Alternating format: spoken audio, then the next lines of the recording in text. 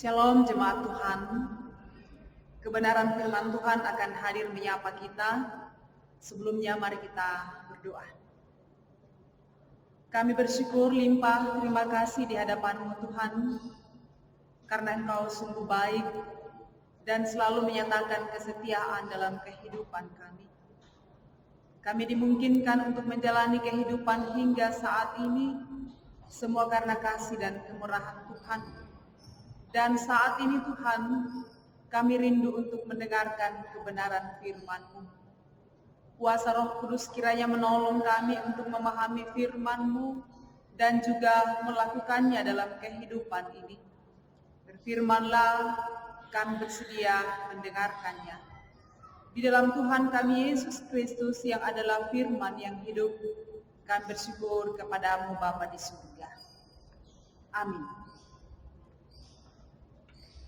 Mari bersama kita membuka bagian firman Tuhan berdasarkan Kisah Para Rasul pasal 2 ayat 22 sampai dengan ayat yang ke-32. Kisah Para Rasul pasal 2 ayat 22 sampai dengan ayatnya yang ke-32. Demikian firman Tuhan. Hai orang-orang Israel, dengarlah perkataan ini. Yang aku maksudkan ialah Yesus dari Nazaret, seorang yang telah ditentukan Allah dan yang dinyatakan kepadamu dengan kekuatan-kekuatan dan mujizat-mujizat dan tanda-tanda yang dilakukan oleh Allah dengan perantaraan Dia di tengah-tengah kamu. Seperti yang kamu tahu, Dia yang diserahkan Allah menurut maksud dan rencananya telah kamu salibkan dan kamu bunuh oleh tangan bangsa-bangsa durhaka. Tetapi Allah membangkitkan Dia dengan melepaskan Dia dari sengsara maut, karena tidak mungkin Ia tetap berada dalam kuasa maut itu. Sebab Daud berkata tentang Dia, aku senantiasa memandang kepada Tuhan, karena Ia berdiri di sebelah kananku, aku tidak goyah.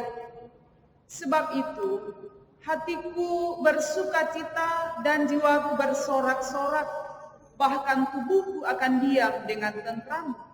Sebab Engkau tidak menyerahkan aku kepada dunia orang mati, dan tidak membiarkan orang kudus-Mu melihat kebinasaan. Engkau memberitahukan kepadaku jalan kehidupan. Engkau akan melimpahi aku dengan sukacita di hadapan-Mu. Saudara-saudara, aku boleh berkata-kata dengan terus terang kepadamu tentang Daud, bapa bangsa kita. Ia telah mati dan dikubur, dan kuburannya masih ada pada kita sampai hari ini.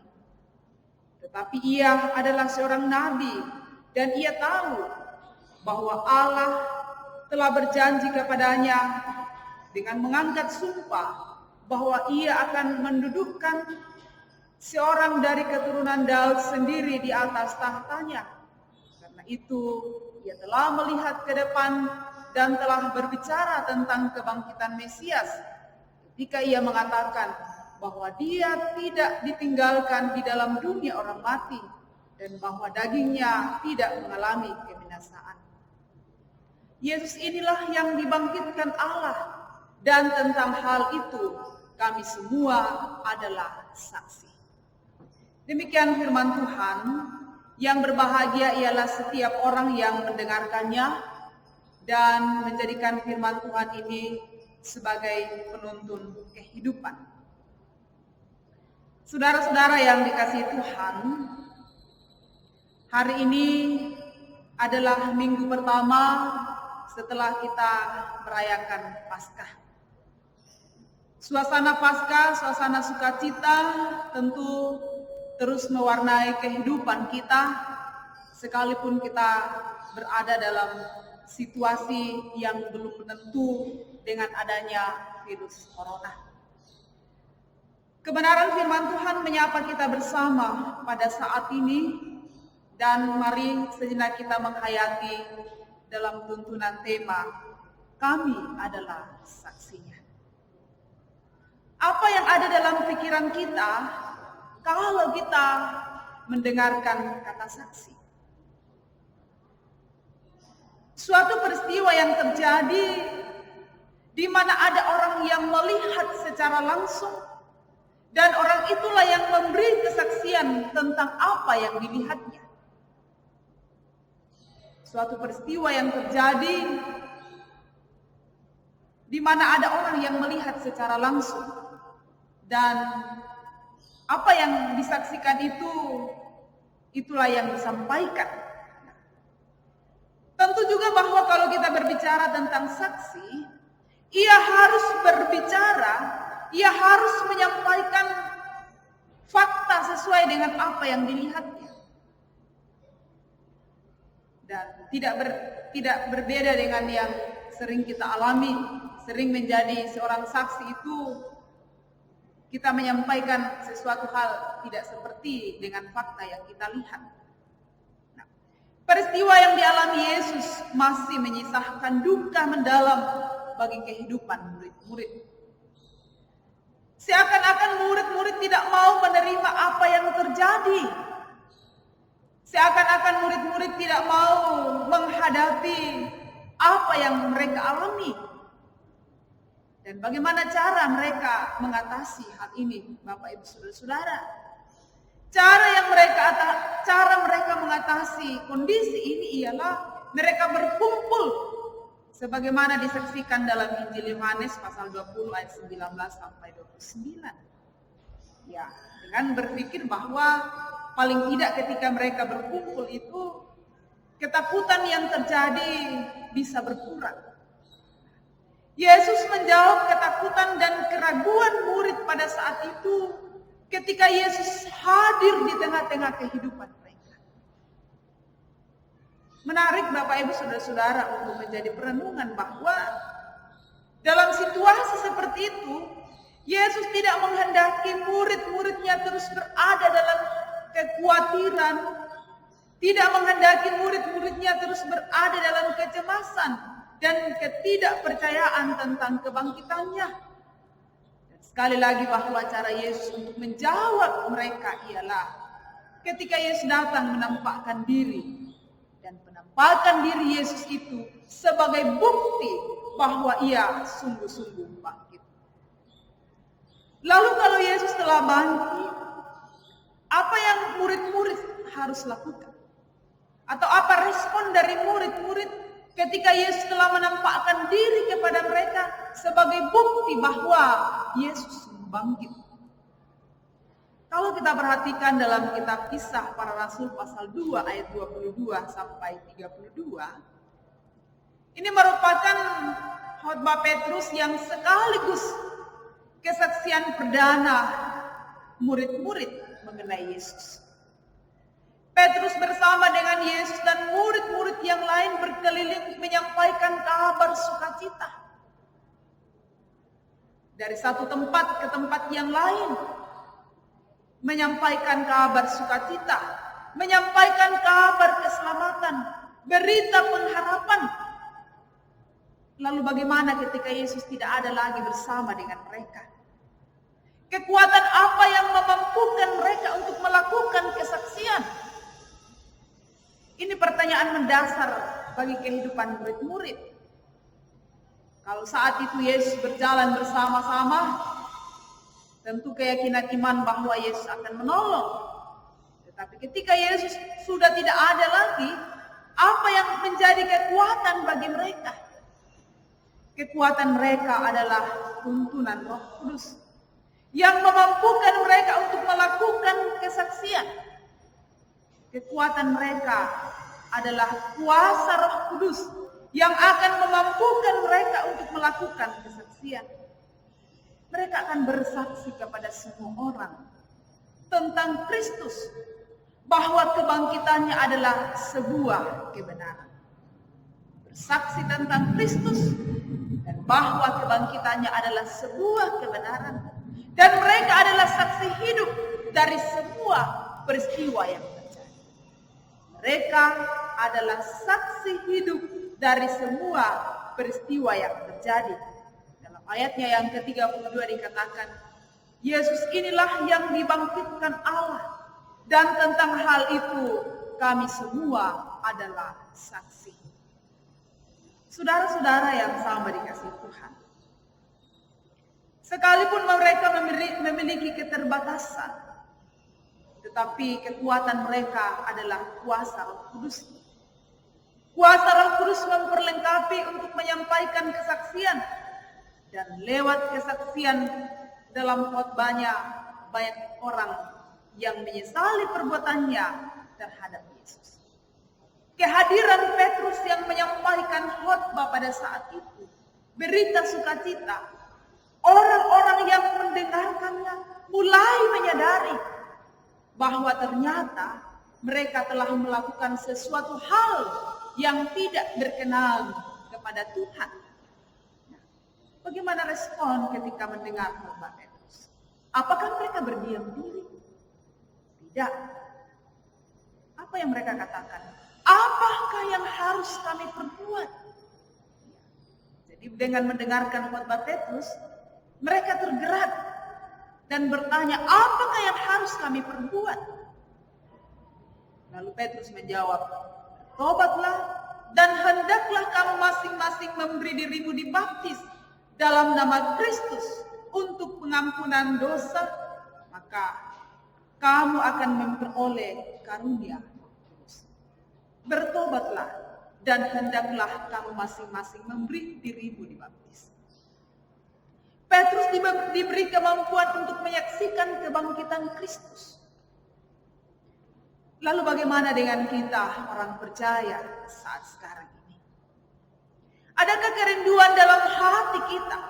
Adakah kerinduan dalam kehidupan kita untuk juga menjadi saksi dari berita kebangkitan?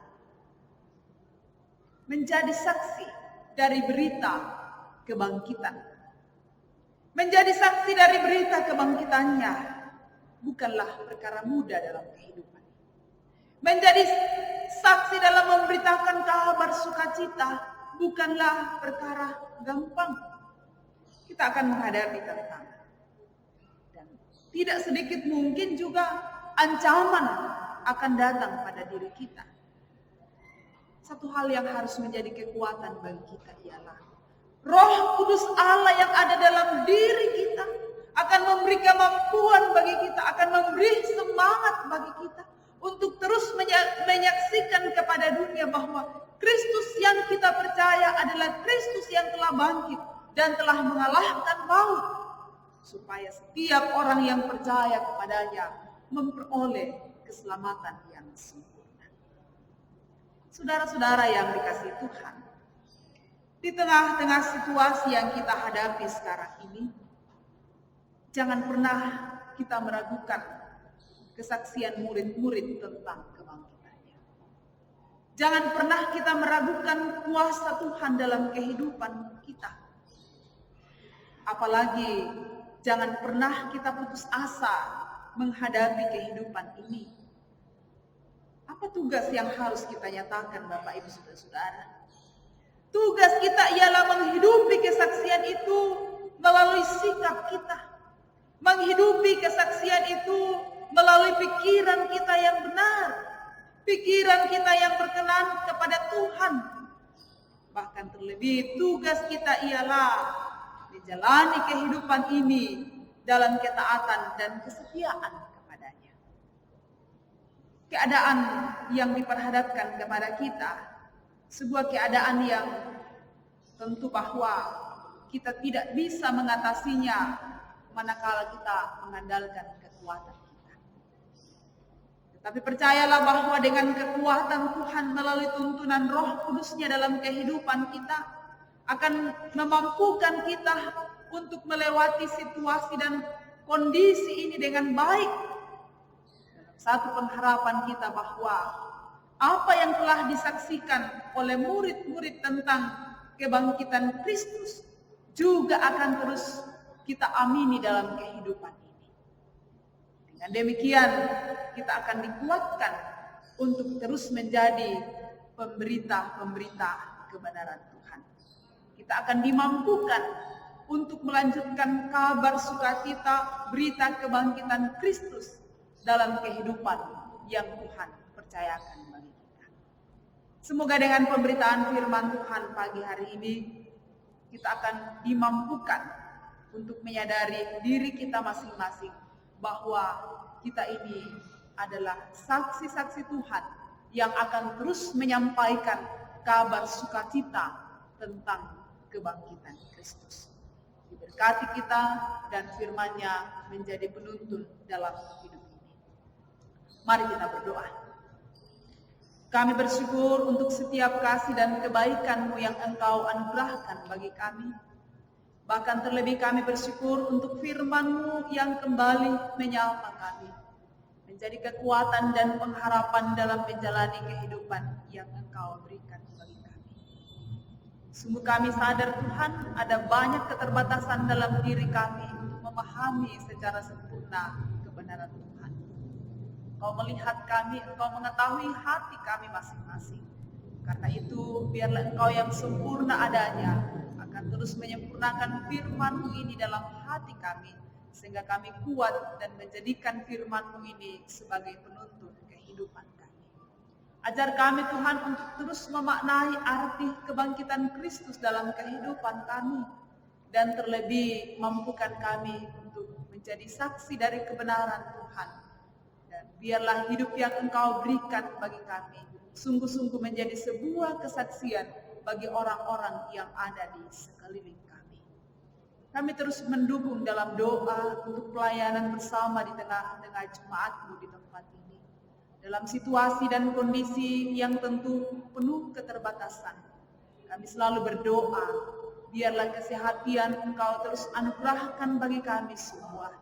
Sehingga peran dan tanggung jawab masing-masing pada diri kami boleh kami wujudkan dengan benar dan semua untuk kemuliaan bagi nama Tuhan. Kami terus berdoa kepadamu untuk berbagai pergumulan yang kami hadapi. Kekuatan dan pertolongan Tuhan selalu menjadi andalan kami. Biarlah dalam pergumulan itu kami tidak putus asa, melainkan kami terus membawa kehidupan kami kepada Tuhan dan yakin bahwa pergumulan berat sekalipun Tuhan sanggup menguatkan dan memelihara kehidupan kami. Terima kasih ya Tuhan untuk hari ini. Biarlah hari ini menjadi hari yang menyukacitakan. Hari ini adalah hari yang Tuhan kuduskan bagi kami. Dimanapun kami berada, di rumah kami masing-masing, puji-pujian biarlah terus naik di hadapan Tuhan. Dan segala hormat, puji dan kemuliaan kami terus kumandangkan bagi nama Tuhan. Terus berdoa ya Tuhan untuk pergumulan kami, baik gereja Tuhan, baik bangsa dan negara maupun dunia secara keseluruhan dengan adanya wabah virus corona. Kami percaya Tuhan bahwa kuasa-Mu melebihi segala-galanya, kekuatan Tuhan sungguh luar biasa. Dan biarlah dengan waktu yang Tuhan tentukan semuanya boleh berlalu dengan baik. Dan kami boleh menikmati kehidupan yang damai, kehidupan dalam relasi yang baik dengan Tuhan dan juga sesama kami. Kami terus mendukung dalam doa untuk semua yang melibatkan diri dalam menangani pemutusan rantai penyebaran virus corona ini. Biarlah kiranya Tuhan terus memberi hikmat dan kemampuan, kekuatan bahkan kesehatan. Semoga mereka menjalankan peran masing-masing sesuai dengan kehendak Tuhan. Terima kasih untuk semua yang Tuhan nyatakan dalam kehidupan kami. Dan kami terus memohon ampun sekiranya dalam menjalani kehidupan yang Engkau berikan bagi kami, pikiran kami, tutur kata kami, tindakan kami tidak berkenan bagi Tuhan. Dan kiranya Engkau terus mengingatkan kami untuk menjalani kehidupan ini dengan benar. Ini kami yang datang bersyukur. Kau dengarkan permohonan kami, sambut kami. Semua kami bawa bukan kehendak kami yang jadi, melainkan kehendak-Mu. Tuhan kami Yesus Kristus, kami datang kepadamu Bapa di surga. Amin.